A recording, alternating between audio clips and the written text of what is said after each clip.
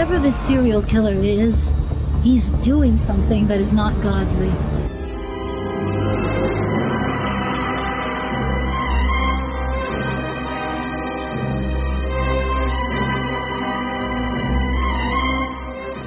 Dracula Eternal, written and directed by Alan Smith. Apparently, that sounds a lot like Alan Smithy to me, but anyway. This one stars Mike Ferguson and is a low-budget kind of urban retelling of the Dracula story, sort of, or very vaguely. So the story is in modern-day Los Angeles, and there have been a series of murders. And we initially focus on Mina and Lucy, who are two kind of valley girls. And Lucy is attacked, and Mike Ferguson plays Drake. Not on the nose there at all. A police detective with his partner investigating these crimes. But it appears that it may well be the work of a vampire. What will happen, you'll have to watch the movie and find out. So let's discuss. Now, this is clearly a very low budget movie. I would expect somewhat of a quick shoot.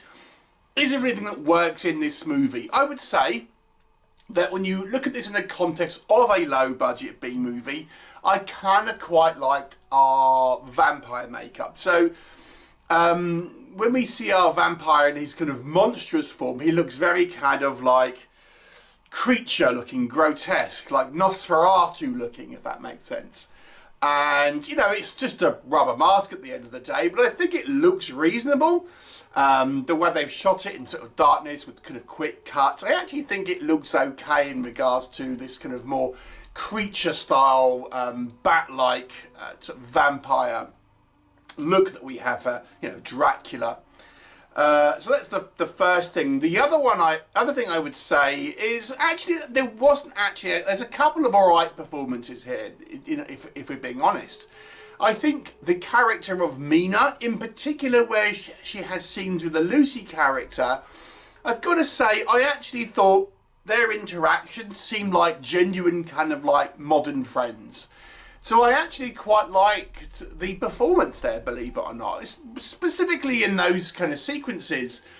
But I did think she comes across as like a genuine friend looking after Lucy, who has been, as we know, afflicted by vampirism at this point. But yeah, I just thought it was somewhat of an understated, kind of realistic look at, two female friends in that respect. In those sequences, don't get me wrong, this isn't sort of some great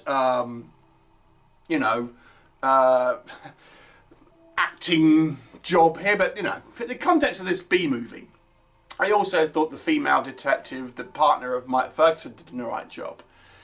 And that's pretty much all I can really say on the positives on this one, to be honest with you. So let's talk about Mike Ferguson, who I think was a producer on this movie and fancied himself as Dracula. Now, they try and kind of bury the lead here, but it's so obvious. And when you have a character called Drake, I'm not even going to pretend that that's any type of sort of secret here.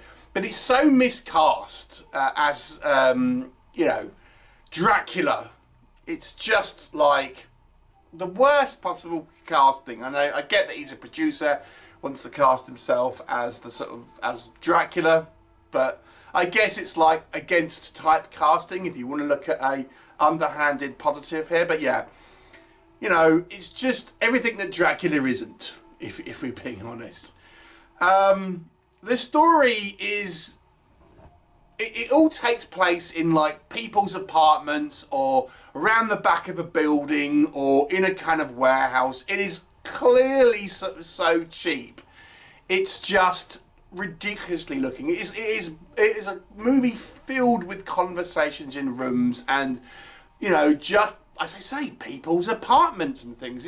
It's just terribly dull. As much as I thought there were actually a couple of highlights here, there are some acting which is absolutely awful. So, I would expect if you look at reviews of this, you'll probably say the acting is not good. But there are a couple of exceptions to that. But for the most part, I think some of the dialogue as well, it's just atrociously trite. And the delivery of it, it's actually cringeworthy, I have to say, sometimes in this movie. It's so cheesy. I mean, maybe you can watch this with a sort of cheesy kind of schlock view, but it's nothing really interesting on screen, and that's the other thing. As I say, that the low budget nature of this movie, it's ultimately lots of conversations. There's not really a lot of kind of gore or VFX or kind of creepiness. It's just like cheap sort of point the camera in a someone's kind of living room, and have these kind of dialogue dribble scenes kind of going on and on and on. It's just not very good, and I'm wondering if Alan Smith is the person's real name here. It's just a missed opportunity, a very quick movie, but at least that's how it feels, that's how it comes across. No real visual style, nothing visually interesting happening in the movie outside of, they've got a reasonably cool kind of monster mask, I suppose. But it's just like an example of a quick turnaround on a public domain property that is just not interesting, that I think had the opportunity of being better, but all the wrong decisions were made here. I'm going to give it a 2 out of 10. It's a pretty poor movie. What are your thoughts if you've seen it? Please do let me know, and I'll look forward to seeing you next time. Bye for now. Hanigans taste like farts! Anybody seen Blade?